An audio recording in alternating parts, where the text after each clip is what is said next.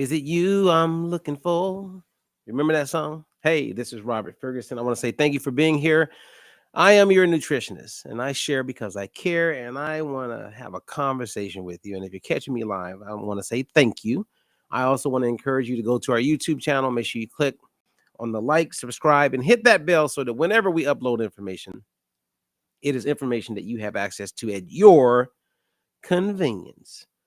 Now, the question came to me the other day as I was driving, and that question was, when should, okay, keywords, when should a person give up losing weight?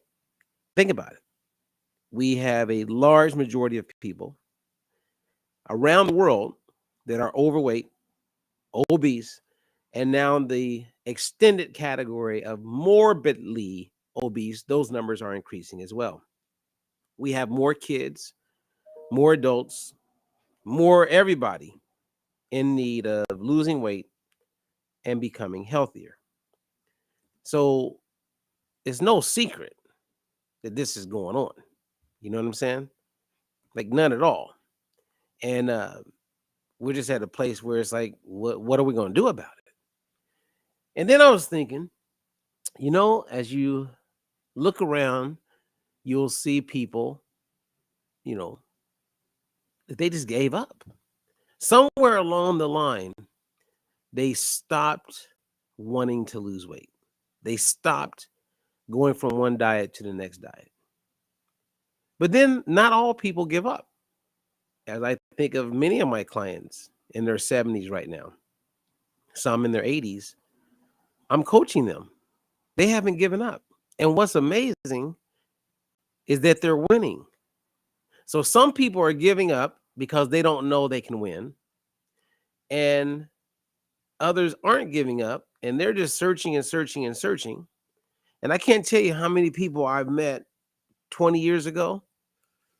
They were successful with my program.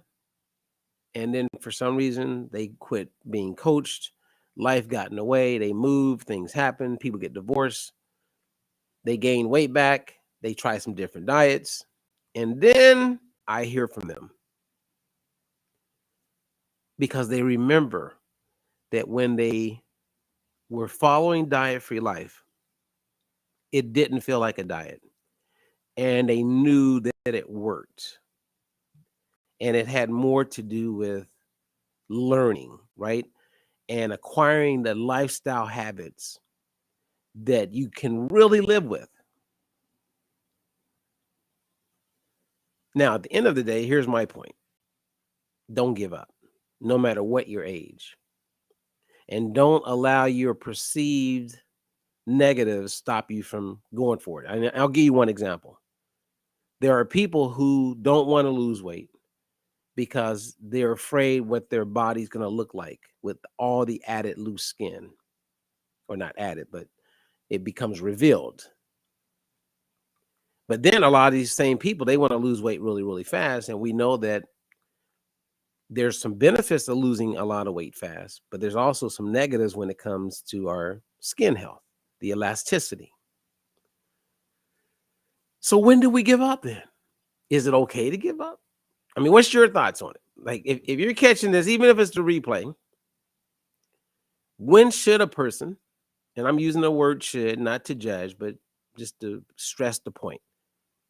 But if someone were going to give up, what age? Do you throw in the towel at 60? Do you stop at 70? Do you give up at 75? I mean, I don't know. But think about it. It's an interesting question because if you're not going to be successful and get it off and keep it off, do you just keep doing all these crazy diets? I guess when I think about like losing weight and I think about the age that people give up, it's kind of like the same as if you think about love. Do you give up on love? Let's say if you are a widow or you just can't find the right person to be with for the rest of your life and you get tired of just going from one guy to the next guy, or the one girl to the next lady. Like, do you give up on love? There's many people that have given up on love. I had one of my clients tell me, she goes, Robert, I have no interest in being with a man. I am going to live the rest of my life focusing on my grandkids, and because I don't want anybody in my life, any new man. This is how she said it: new man coming into my life where he's going to see me naked. Oh man, I wouldn't give up on love, no matter who you are, and I wouldn't give up on being healthier, and I wouldn't give up on losing weight. What I would recommend you do is to accept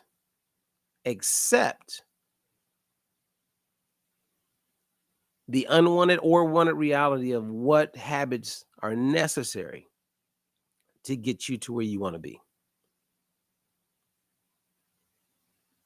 Now, once you figure that out, then you figure out the plan.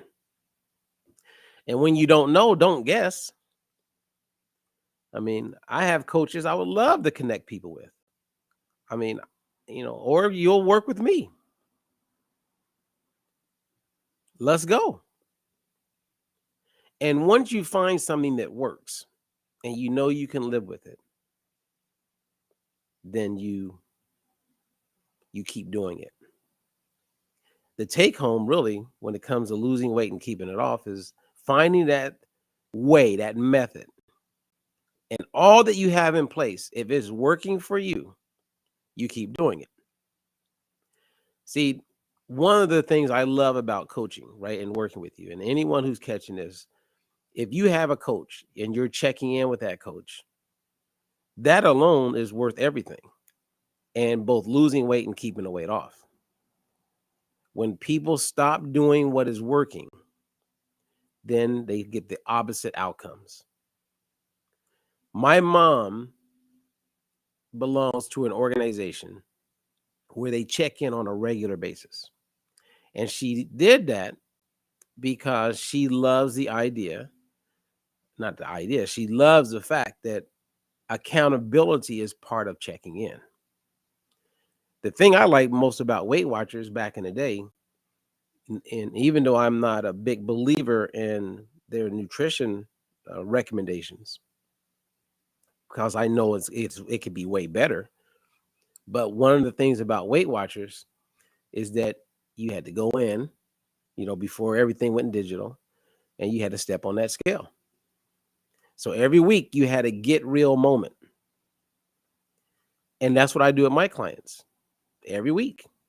If we're going to get on the phone, it could be a 5-minute talk.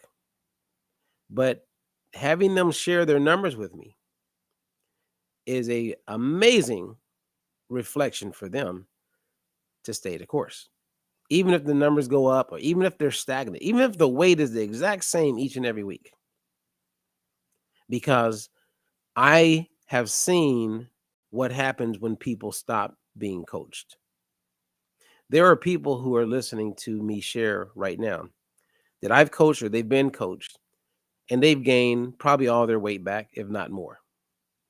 Or they're on their way to gaining their weight back because they're not being coached. You remove that accountability, it just changes everything. I have 3 coaches. I have a spiritual coach, and every time I meet with this spiritual coach, I'm good. I feel great. I communicate with my kids with more love. Everything is just so much better. And then by the time 6 days goes by and I'm getting ready to reconnect with my spiritual coach, I start kind of not being the person that I want to be, or maybe my language and words or thinking. But then as soon as I talk to my spiritual coach, I feel better. And then I have a business coach. And my business coach is great. Every 2 weeks, I have a call. We talk about what's going on with my business. We just had like a 2-hour, taking inventory of things, and it was great. And every time I feel really good about it. I feel good about my business. It's just something about that.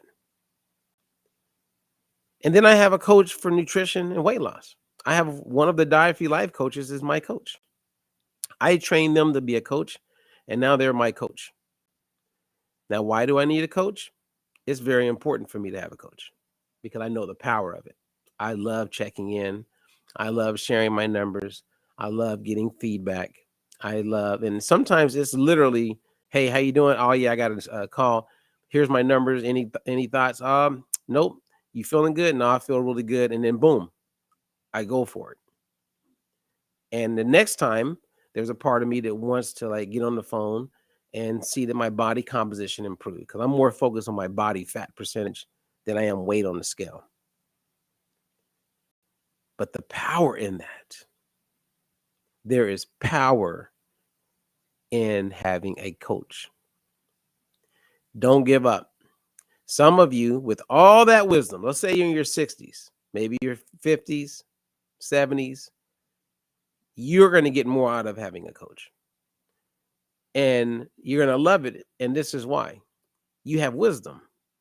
It's like one of my clients used to tell me, Gloria T. She used to say, Robert, before you, I did everything. She was a counselor at Jenny Craig. She had done Weight Watchers. She had done all kind of programs.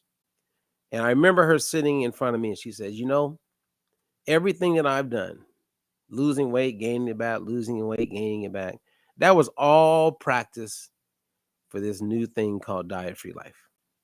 And I loved how she said that. It made so much sense. It made so much sense.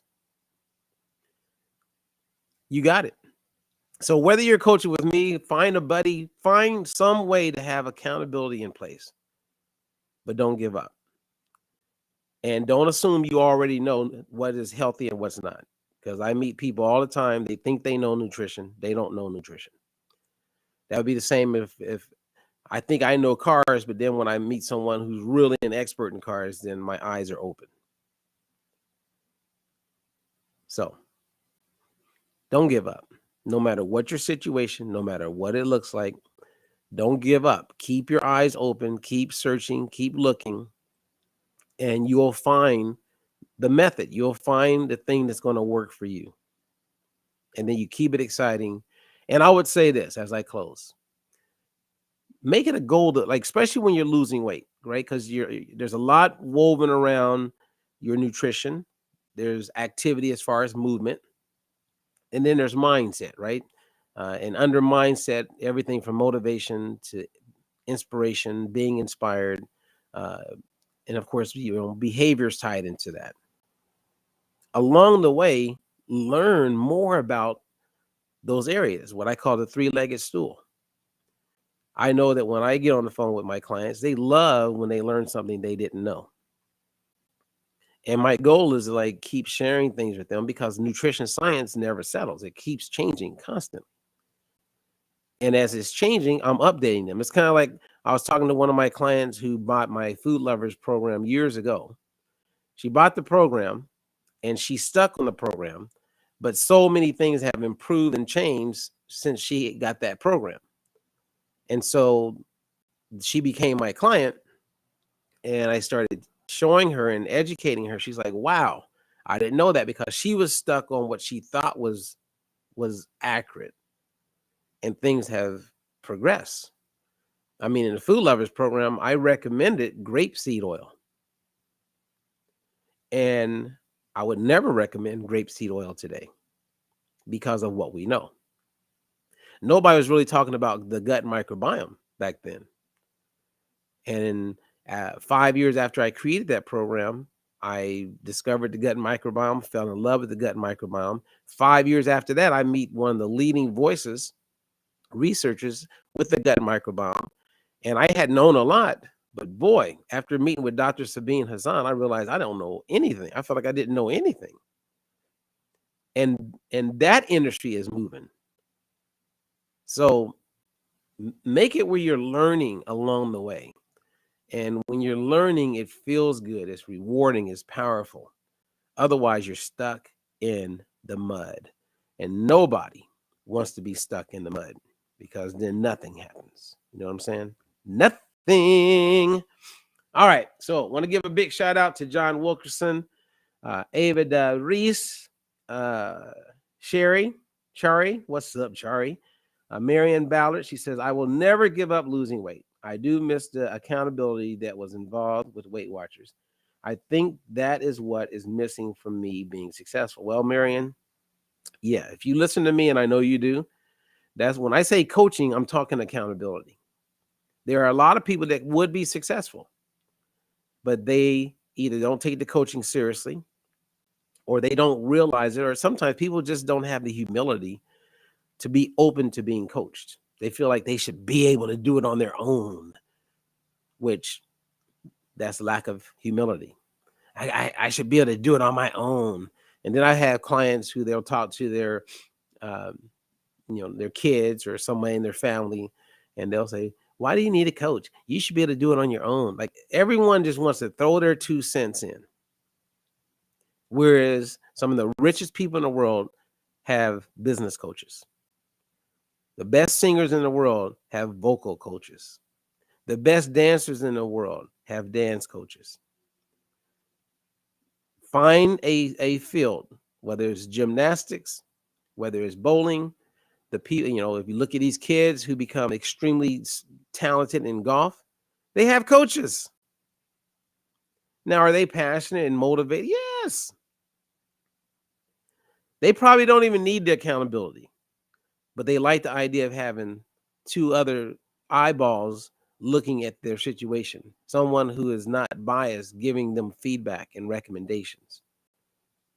Help them see things they're not seeing that helps them take everything to the next level.